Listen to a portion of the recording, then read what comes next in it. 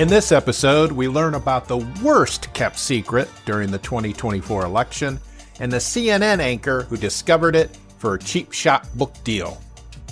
Then we look at a Utah study commissioned by religious bigots that didn't give them the answers they wanted so that they could kick trans kids again. Can't we all just think of the religious bigots? My name is Doug Berger, and this is Secular Left.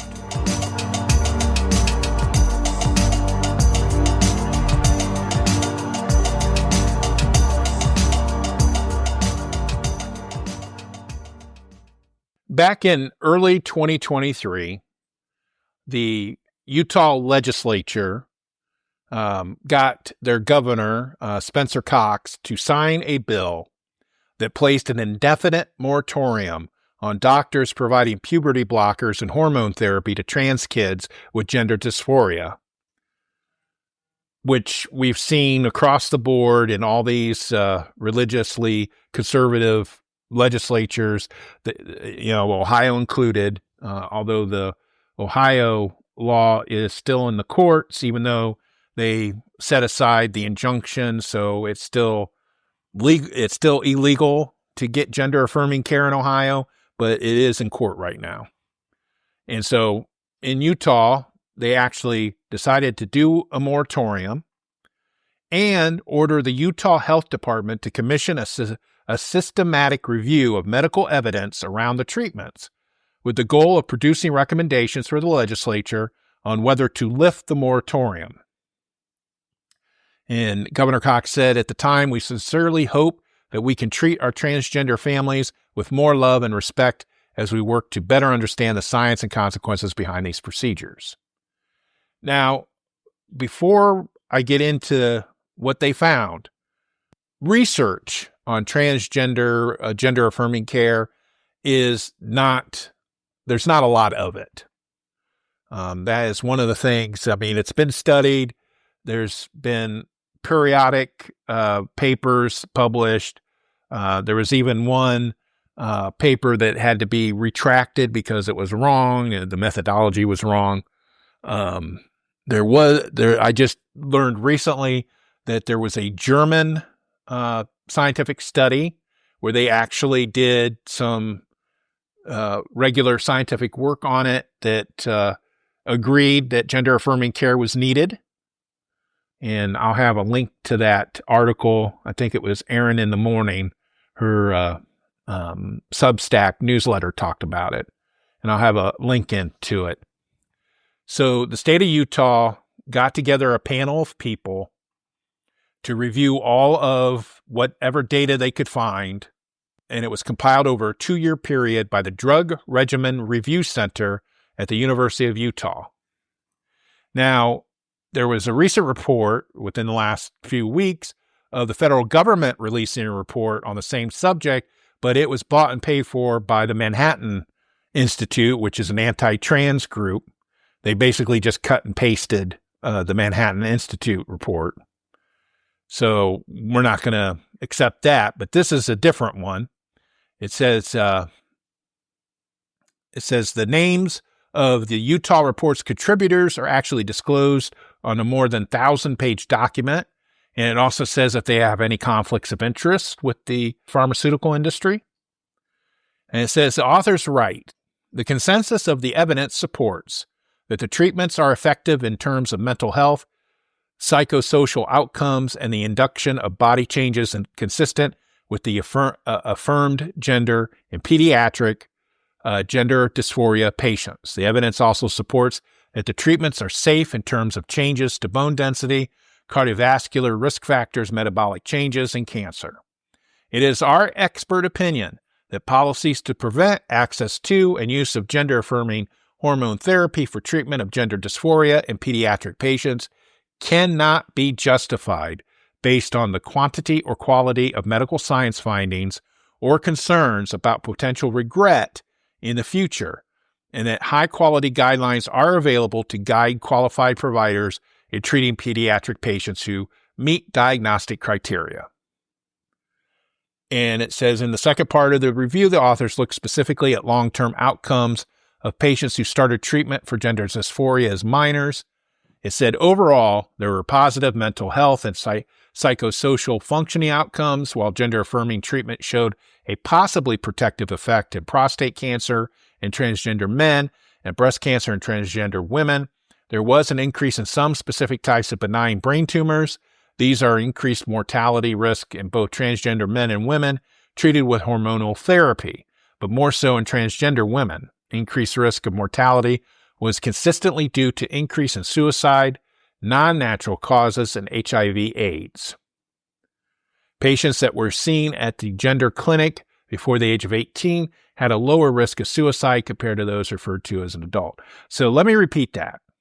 All right. They looked at all of the studies that are available, all the scientific literature that's available, and they found that although there was increased mortality risks in both transgender men and transgender women, that increased risk was consistently due to increase in suicide, non-natural causes, and HIV/AIDS.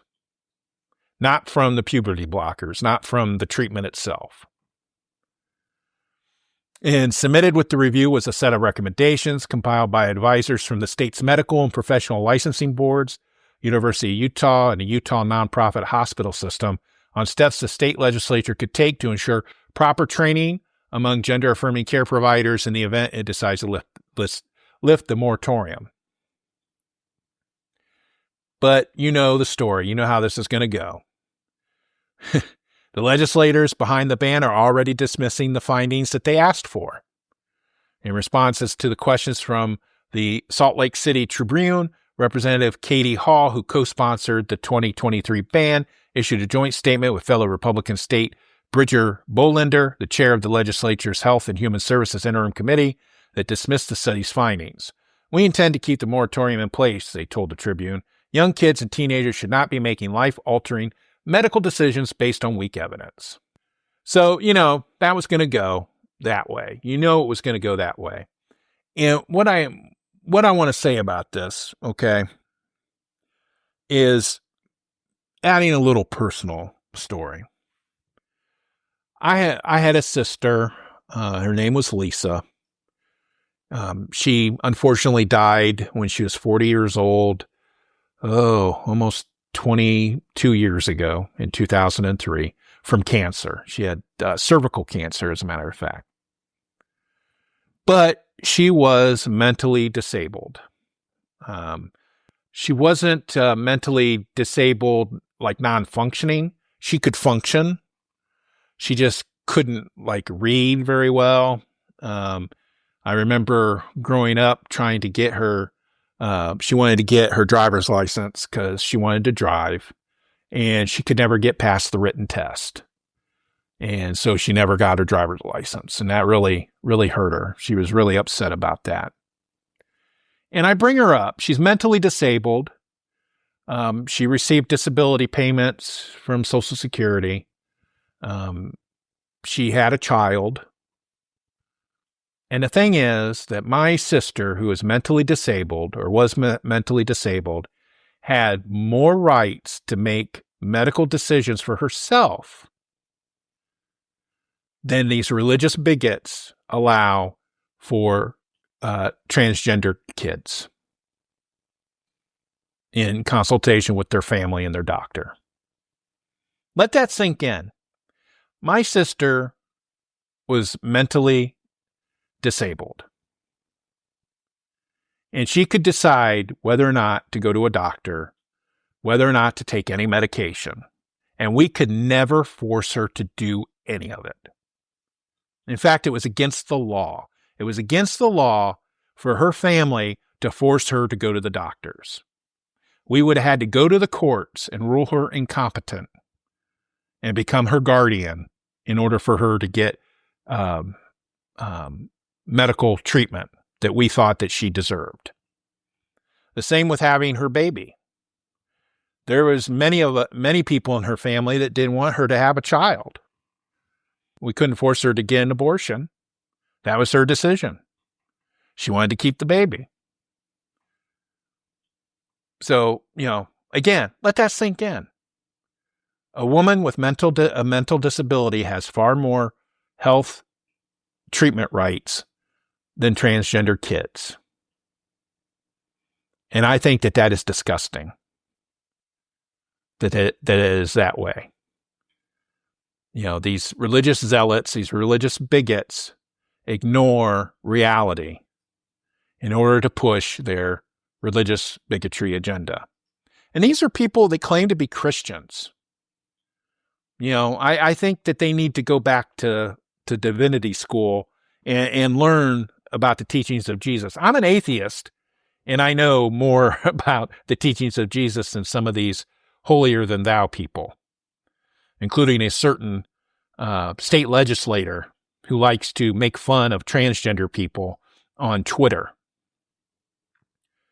That is gross and disgusting. And all it is these kids, they want to be who they want to be. They want to love who they want to love. They just want love and support. And that is too much for these religious zealots to do. So I am going to send this article and this report to that particular state legislator. And I'm going to ask him, and he happens to be, he claims to be a minister of a church. And I don't know about his other members of his church, but I wouldn't accept any religious teachings from him because he doesn't get it.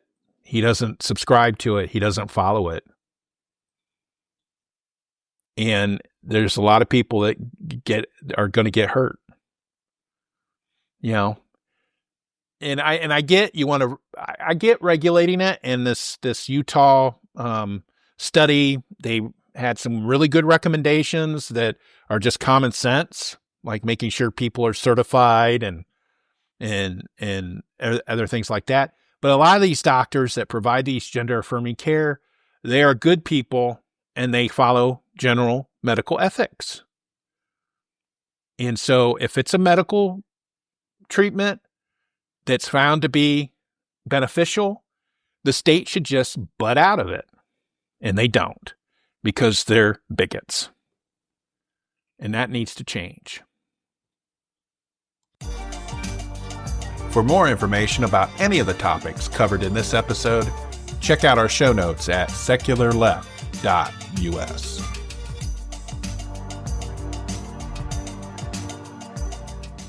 One of the things that I noticed when we were coming up to the election, the 2024 election, was that President Biden made the right call to drop out in, I believe it was July that he dropped out and tapped Kamala Harris to take over. And unbeknownst to some political pundits, both on the right and on the left, Harris did decent for the chaos that came with Biden dropping out and trying to ramp up a big, huge election with only I think it was 90 days to go. She did good. She didn't win, but Trump barely won the popular vote. Like less than 1%, 1%, less than 1%, which is not a mandate. They had a 3-seat majority in the House, the Republicans did, and 2 or 3 seat majority in the Senate. So that was after all this hubbubaloo about Biden's mental stability and health, and about the constant drumbeat about inflation and rising prices and bad economy that didn't match the actual reality of things. And I talked about this before, that poll after poll after poll of people said the economy sucked. But there was low unemployment, except for some inflationary pressure left over from the pandemic. Prices weren't that bad. The supply chain stuff had been wrapped up. Biden passed the infrastructure bill and was putting people people were getting put to work. And the United States was being lauded worldwide for having the best economy in the world.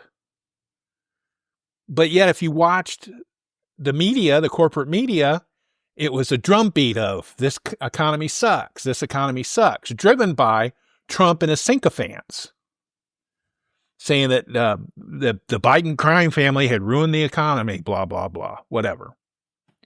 The other thing that they had to drumbeat about back then was Biden being too old and not having all his faculties together, mispronouncing people's names or misidentifying people, saying the wrong thing at the wrong time, or seeming to stop his gait when he was trying to walk. And, people were concerned. So, here in May of 2025, CNN anchor Jake Tapper and some guy from Axios, which is another news organization I don't care for, published a book. And it was supposedly bombshell after bombshell, talking about how Biden's mental decline was hidden by his inner circle, where he was propped up and kept running until he couldn't run anymore, until the jig was up and he had to quit, and how that brought us Donald Trump, gave us Donald Trump. And Jake Tapper was flogging this book. The problem is he wrote a book about a cover-up that didn't exist because everybody knew Biden was too old and too infirmed by this time. Compared to when he was vice president with Obama till, 23, 24, was like night and day. You could tell, and I was not upset with him for running again. I wish he wouldn't have, saying that he was running for re-election, because he had started the 2020 campaign saying, I'm running to save us from Trump. And once I get into office and I get elected, I'm only going to serve one term. And then I'm going to, bow out to younger people or other people in the party. I'm like, great. Wasn't my call. I'm not a party person. Didn't matter to me, but that's what he promised. So that was what a lot of people were upset about, was that he had promised to only run to serve one term, and then he was going to get out. And then he decides that he was going to get back in. And as I said, Tapper wrote this book with some guy from Axios who said they talked to dozens of people. And it kind of reminded me of the Bob Woodward books. He had one on George W. Bush.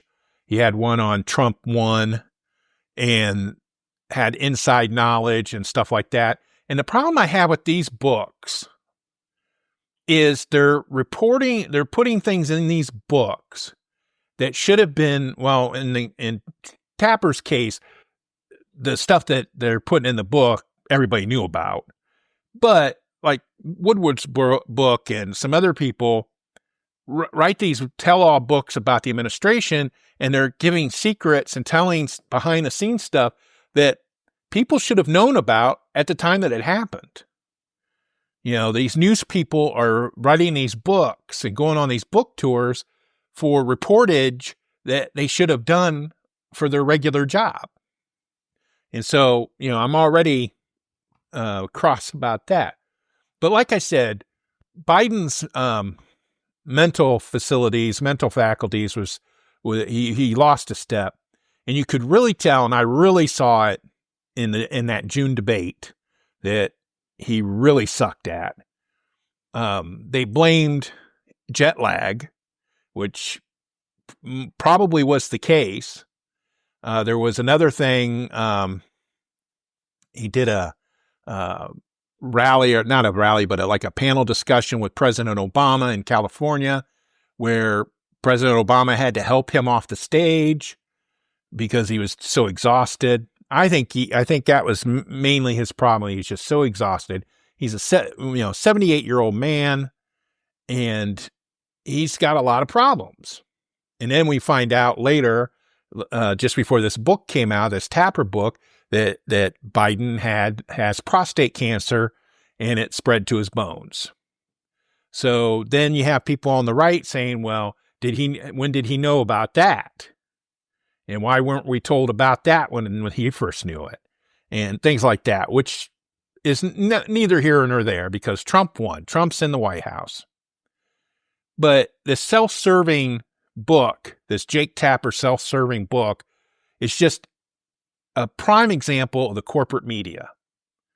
It's exactly what they did. And I'm thinking he wrote the book. They started writing this book probably on the assumption that either Biden was going to win re-election or that Harris was going to win.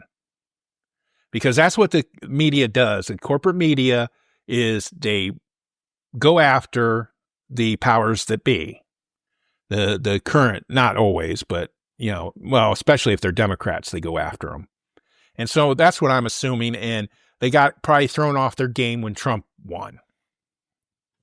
Because we know Trump is almost as bad as Biden was. The only thing that Trump doesn't have that Biden has is frailty, where he shuffles and needs help walking. Donald's not at that point yet, but the STDs or lead or syphilis or whatever that is infecting his brain has infected his brain. And we saw that, I'm recording this shortly after Memorial Day 2025, and he gave a commencement speech at West Point wearing a MAGA hat, for one thing, which is an offense towards veterans and people in the military, wearing a political hat. And then he went off the script and was talking about this guy that invented Levittown, the Levitt thing, and talking about trophy wives and yachts and bullcrap like that. And then in one other part of his speech, talks about how he rebuilt the military in 4 months after Biden destroyed it, and that they got rid of the distracting DEI and woke stuff, which isn't true at all. And he just went off the rails. And then he goes to Arlington National Cemetery for the Memorial Day observance and gives a little speech bitching about the 2020 election again and how they stole it from him and he should have won it and the people involved. And then he goes on a rant about judges and this is what he does. And the other thing too, what the people in the White House have been doing have been purging transcripts of his speeches off the White House website.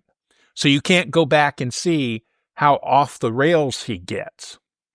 And so what they're going to do is they're going to instead put up selected video clips. So it's going to be only when he's being coherent and talking on point and not these wild tangents that he goes on.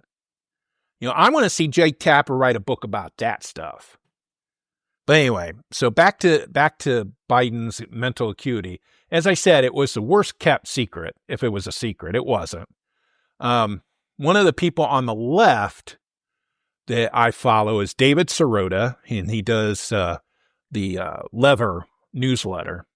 He was talking about this in July, talking about the people around Biden trying to keep him in the race. And he had a post on the Lever on July the 2nd. It says, "Is this really how it all ends? Biden's blackmail strategy relies on you thinking there's no alternative, even though there is." And it talks about him dropping out, wanting him to drop out, Biden drop out, and have an actual primary. And I think he also talks about the guy that did try to primary him and getting frozen out by the Democratic Party because the Democratic Party was trying to protect him. Now, I don't fault the Biden administration from doing that because they're like, here's this crazy man, Trump, who's obviously a convicted felon trying to get elected president so he doesn't go to jail. people won't vote for that. Well, they didn't think that the corporate media would play a hand in that, which they did. I mean, every night in that year, 2024, every night before Biden eventually drops out, especially after that disastrous June debate, every night they had it on the news. When's he going to drop out? He should drop out. When are they going to force him out? And what are they going to do? They're going to have a primary. They're going to have a convention and whatever. So Sirota was talking about this then. Then after Joe Biden withdrew from the race, David Sirota had an article in the Jacobin website, said Biden's departure presents an opportunity for the Democrats. And it was co-headline, Joe Biden as political machine damaged the Democratic Party by delaying his withdrawal. The Democrats can still recover from this crisis, but only if they don't repeat their past mistakes.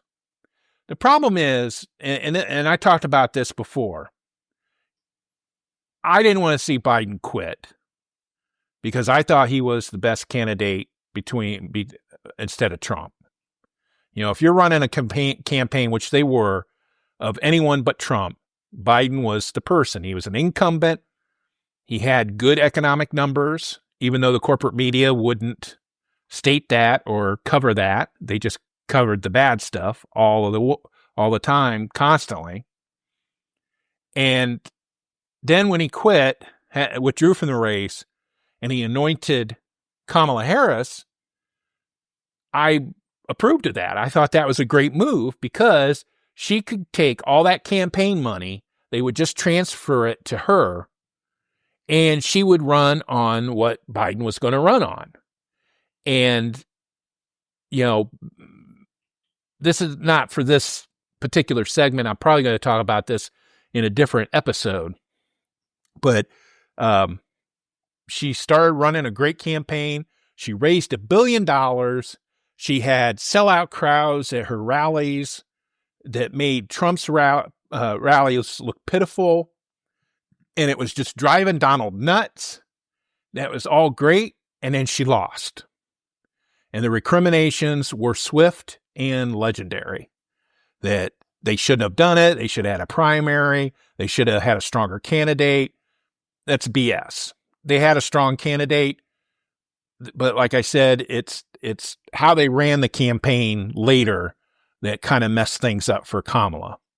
But I digress. So we're talking about the worst kept secret. What I'm going to do is I'm going to play this clip from The Daily Show from May the 19th, where Jon Stewart's talking about the worst kept secret in politics. And the subject was Jake Tapper's book. And so I think this really gets to the point that I'm making, that it was the worst kept secret. I happen to disagree with him on some of his conclusions, but I want you to hear that. So let's play this. And I understand the excitement over an insidious Democratic cover-up about Joe Biden's mental decline. The thing is, though, it was a terrible cover-up because we all knew. All of us knew. There was no cover-up. Poll after poll showed vast majorities of the public thought Biden was too old and too out of it to run again. Dean Phillips mounted an entire primary campaign because of it. I really don't know if that's Dean Phillips. Along with most of the public, knew that it was a bad idea for Biden to run. We knew it. And that's what's so hilarious about politicians. The cover-up doesn't work when everyone knows you're lying. And everyone knows you're lying. The tell is when you're so over the top about what you don't want to tell the truth about. Joe Biden is incredibly competent and he's incredibly effective. This is a man who is sharp, who is on top of his game. He has more energy than I do. He works us all under the table. I can't even keep up with him. 3 hours on photo lines, on 3 events a day, then giving speeches. Are you kidding? I mean, come on! That's insane! 3 hours on photo lines, 3 events a day, that's 9 hours of photo lines and then giving speeches and then at night fighting crime? I have said too much. Come on. Look, they used to say it's not the crime, it's the cover-up. But it's starting to feel like politics is all cover-up. Crime or not.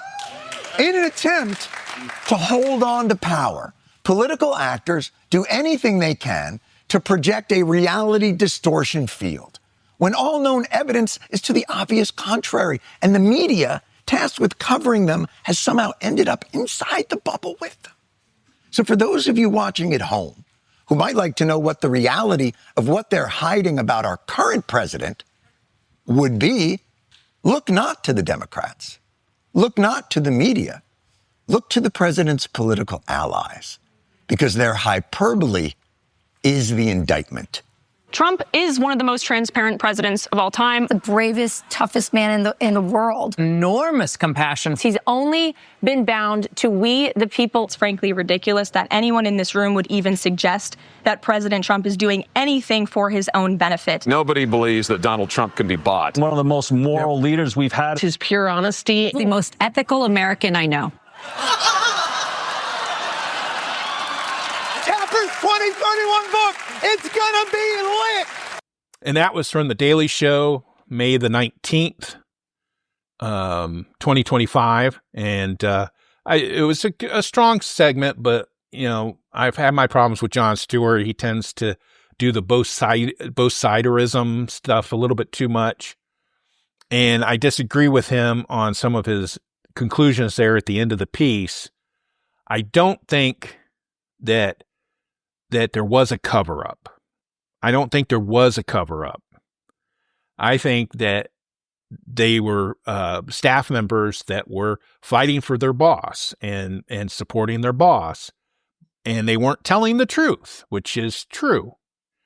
But it wasn't betraying the United States. It wasn't trying to subvert democracy. They weren't hiring Fox News hosts who have absolutely no experience in governing, things like that. They just didn't, and just the fact that he had those multiple clips of Biden administration people rebutting what the corporate media was saying shows you how much of a drumbeat that was. And you don't see that with Trump. I'm sorry, you just don't. Some of these other shows like Rachel Maddow and some of the stuff on MSNBC and some of the blogs I read, they point out all the gaffes and derangement that Trump goes through, but you never hear about that talked about on the corporate media, the broadcast news. One of the things that Sirota wrote, and he's been a critic of Biden. He was a critic of Biden through his whole administration. One of the pieces that he wrote was for an opinion piece for The Guardian back in April of 2022. And it says, Americans believe nothing is getting better. Biden feeds that delusionment. It says, as his poll numbers crater, Biden appears to be offering no course correction. He still hasn't signed a stack of potentially wildly popular executive orders on matters ranging from debt cancellation to drug pricing. Then he makes an allusion to Biden being like the Joker in the movie The Joker. Says he speechifies about the need to address crisis. He makes worse. He promises policy reforms that his own agencies decline to implement. And all these are valid. Most of them are valid points. Biden promised an immediate cancellation of a minimum of $10,000 of federal student loan debt, which he has executive order to do, but he's refusing to do it. Well, he did do it, and it got overturned by the courts. So, some of this stuff that Sirota talks about, he did do. And it says, as his poll numbers crater, and his poll numbers did crater, even though the economy was good, which is amazing. It just shows you how influential corporate media and the right wing can be when they want to push the negative narrative. Because none of the actual data pointed to him being a bad executive. And yet everybody thought that he sucked. His poll numbers were in the tank or cratered. The midterm elections, however, and this was in 2022, and it said that, it says economic, and this is an article from the economicsobservatory.com. It says economic conditions can be important in predicting midterm performance by the president's party. Again, these did not work in the Democrats' favor in November 2022. Although unemployment was near record lows, one survey of American consumers found that close to 60% reported that they were spending less due to unaffordable prices caused by inflation. Further, those surveyed were found to have heard an ever-increasing trickle of news about rising prices. So even though President Biden's approval ratings fell steadily over the course of 2022, one study has attributed the decline to disenchantment among progressive voters. That is the very group the Democrats had to turn out to stem the projected Republican gains in that election. It says, for much, but not all of 2022, many people believed that the Republicans would see decisive gains at both the state and federal levels in the November elections of 2022. This assertion was backed by over 60 years of analysis of the determinants of midterm election outcomes. Research points to a surge and decline theory, which suggests the president's party suffers declines in midterm elections. This is because it lacks the pull, the surge that successful, high-profile campaigns provide. In the absence of a popular president to vote for, or, as was the case with Donald Trump, an incumbent president many wanted to vote against, many Democrats who were mobilized and contributed to President Biden's victory in 2020 were expected to sit on the sidelines in 2022. Anyway, so they had, this drumbeat about how Biden sucked, and the Republicans were just going to wipe the floor with him in 2022. Unfortunately, there was no red wave. Republicans did take the House, but they still underperformed. They only won it by like 3 seats. And the Democrats held on to the Senate, at least for the time being. One of the things that they talk about is that the Republicans were so enthralled by Trump that they nominated bad candidates for some of these races, like Herschel Walker and Dr. Oz in Pennsylvania, and some of those other people. And it said that Biden's approval rating at the time hovered around 41%. And a majority of Democrats polled said they'd prefer someone else to be the party's nominee. But one thing Biden did have going for him was the calendar, the reluctance of Democrats to do anything that might hurt him, and by extension, the party ahead of the midterms. And you saw that with the general election as well. No, they just didn't want to hurt him. But that was the thing, is these Republicans were supposed to pick up all these seats and take over Congress, and they failed to do it. I am not interested in reading. I saw some excerpts of Jake Tapper's book. I just think that it was a waste of paper, or in this case, a waste of digital space to publish it. It's not telling us anything new.